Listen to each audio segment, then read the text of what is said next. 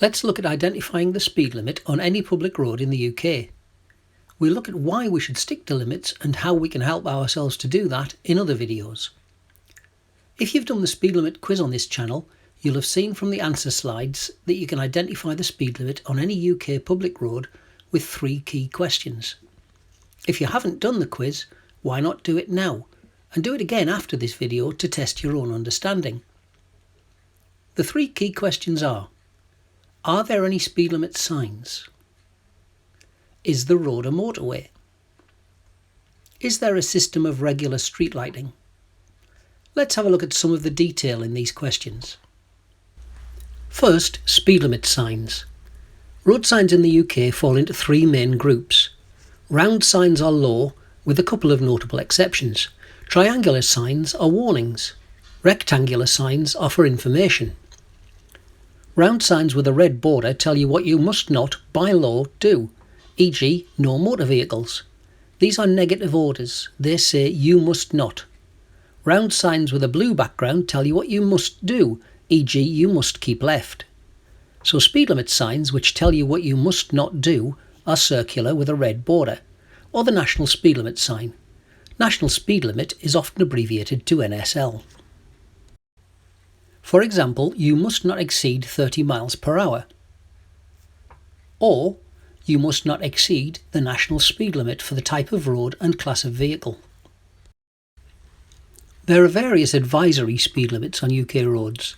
The only signs that tell you the legal speed limit contain a number in a red circle or the NSL sign. Advisory signs are rectangular, or the border of the circle isn't red.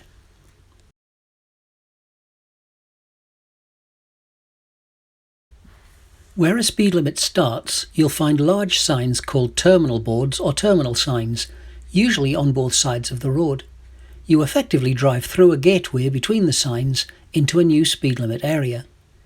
There are various sizes of speed limit sign, so I'll stick to the common ones. The most common terminal board is 600mm or about 2 feet diameter, which is about the size of a typical satellite dish.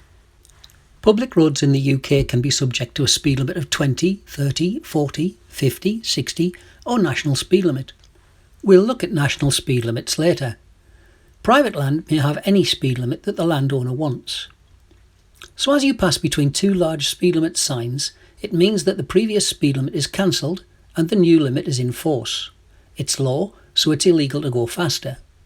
The new speed limit starts at the sign and there's no grace period. If the limit is dropping, you need to slow down before the new sign. If the limit is rising, you must stay at the lower speed until you pass the terminal boards. At all times you're expected to travel at an appropriate speed at or below the speed limit. The speed limit is never a target, only a maximum. The most common place for a speed limit to change is at a junction, where you leave one road to join another. They also change where the risk on the road goes up or down. There are occasions where a speed limit can change without 2 terminal boards, but it's very rare and designed to be obvious when it happens. As a driver, you're not expected to remember the last time you passed a speed limit change, although you should try to do this, especially in 20 zones. Some speed limits cover huge areas and distances, and you may forget when you last passed a terminal board. Repeater signs remind you of the speed limit on the road you're driving. They're smaller than terminal signs, usually 300mm, 1 foot, and usually on one side of the road only. Often they alternate between the left and right sides, so make sure you're looking at both. Repeater signs are only used where the speed limits are not the default for the road. We'll look at the defaults when we consider key question 3. Local authorities, who are responsible for local roads, have rules they must follow for placing repeater signs.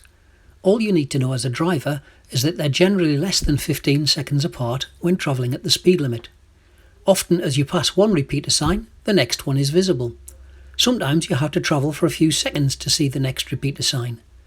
Any confusion should be limited to a few seconds, and you should know the speed limit from the last terminal signs anyway. But we're human, so we forget sometimes.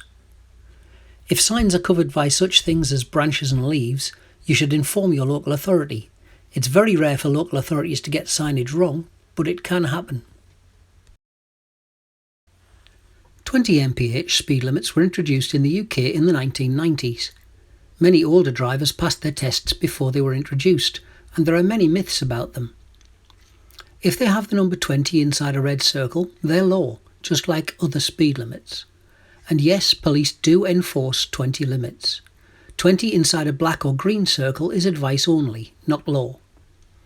You may occasionally encounter part-time 20 speed limits with red circles.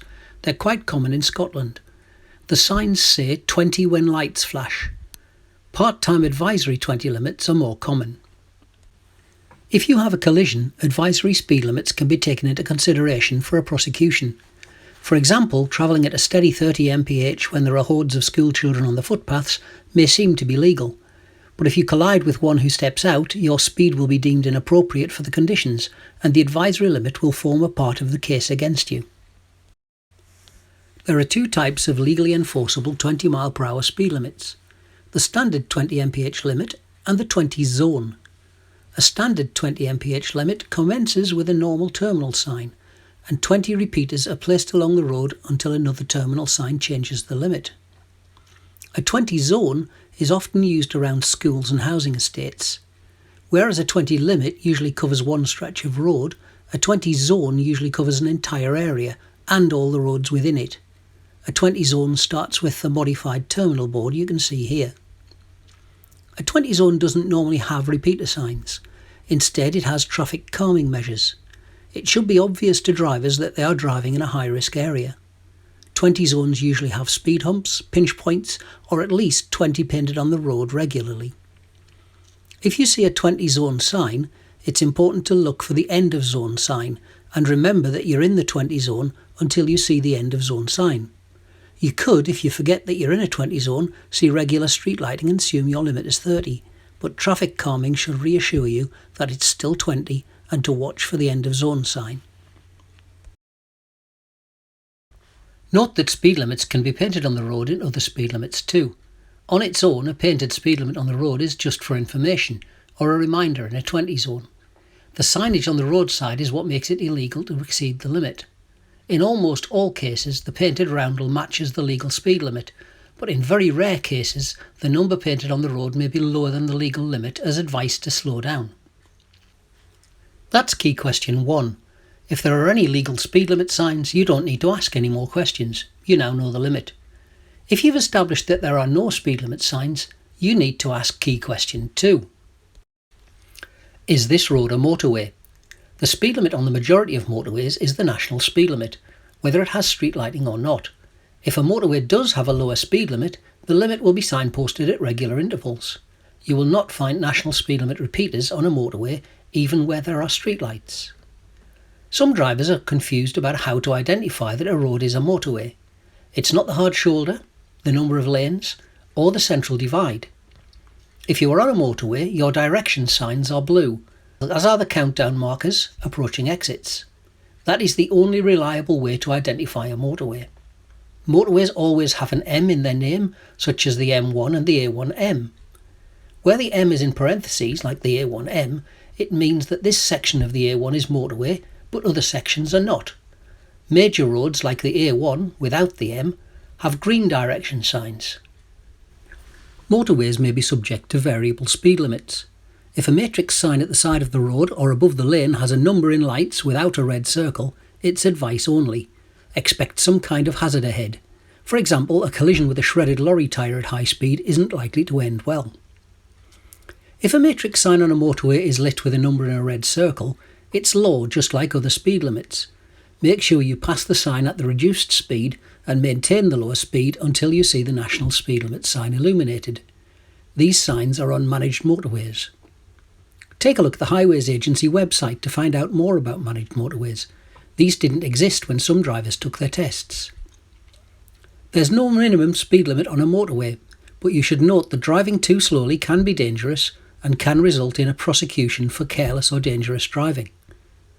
So we've asked the first two key questions and identified that there are no speed signs and we're not on a motorway. We need to ask key question 3. Is there a regular system of street lighting? This has been known to stimulate debate on a few roads. Normally it's pretty obvious whether a road has regular street lighting or not. So if a road doesn't have regular speed limit signs and it's not a motorway, and there's a system of regular street lighting, it's a 30 limit. However, 20 zones do not require repeater signs, so you could mistake them for 30 limits. Make particular note of the sign as you enter a 20 zone and look for traffic calming measures like speed bumps, pinch points or 20 painted on the road.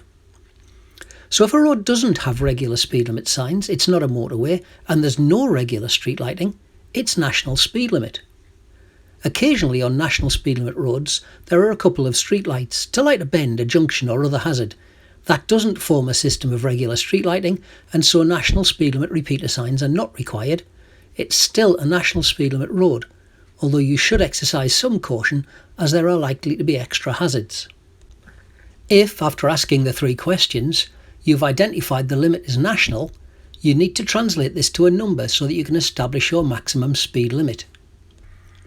So what is this national speed limit? The current system of speed limits was introduced to the UK by the Road Traffic Act 1934. At that time, streetlit roads had a 30 mph limit, and the national speed limit sign meant end of speed limit, or drive at whatever speed is appropriate, with no legal maximum. Over the years there have been changes to speed limits. In the 1960s, the national speed limit was changed to set maximum speeds for different types of vehicle. The national speed limits were also changed in the 1970s due to the fuel crisis. For cars, the national speed limit hasn't changed since 1977.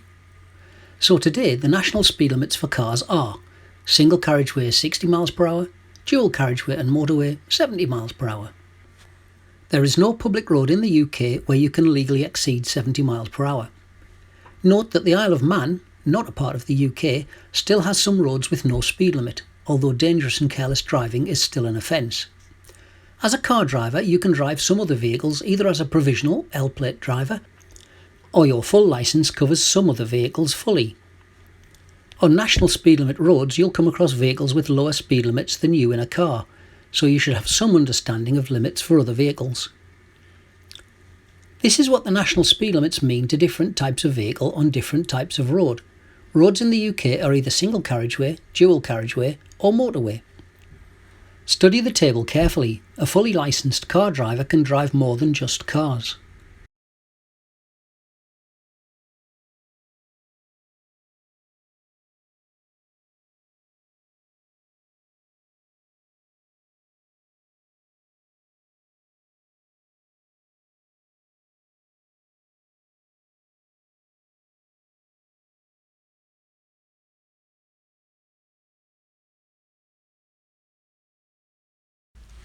Looking at different types of road, we know that if the direction signs are blue, we're on a motorway.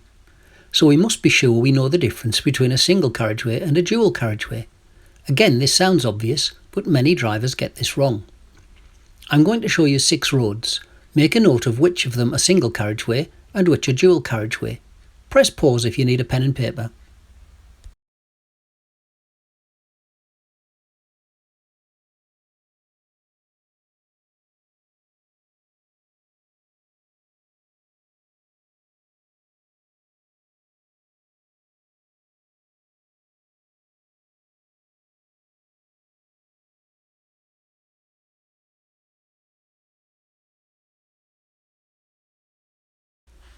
A dual carriageway can have any number of lanes, but opposing directions must be physically separated by more than just paint or cones. Only roads 2 and 5 have that physical separation, and therefore only 2 and 5 have 2 carriageways. If these are national speed limit roads, they would all have a limit of 60 for cars except roads 2 and 5, where the limit is 70 for a car. Think about the added safety that the physical divide brings. Are all dual carriageways national speed limit? Absolutely not. Does the streetlight rule apply to dual carriageways? Yes, it does. It's only motorways where street lighting doesn't need national speed limit repeaters. Think of dual meaning 2 and carriageway meaning a strip of tarmac with a lane or lanes on it.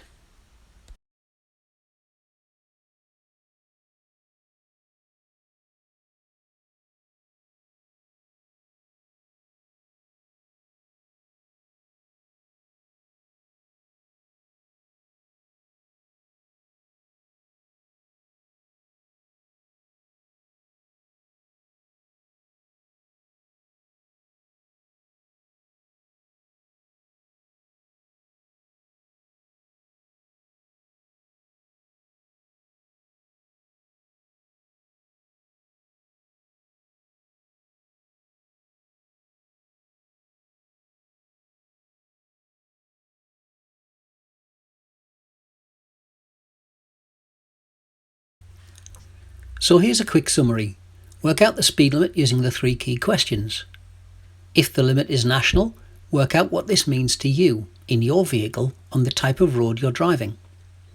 It's against the law to drive faster than the speed limit on any road. Penalties can be severe, especially if you have a collision whilst speeding or travelling at an inappropriate speed for the conditions. We'll finish on a little test on speed limit repeaters to see if you understand where you will and won't find regular signage.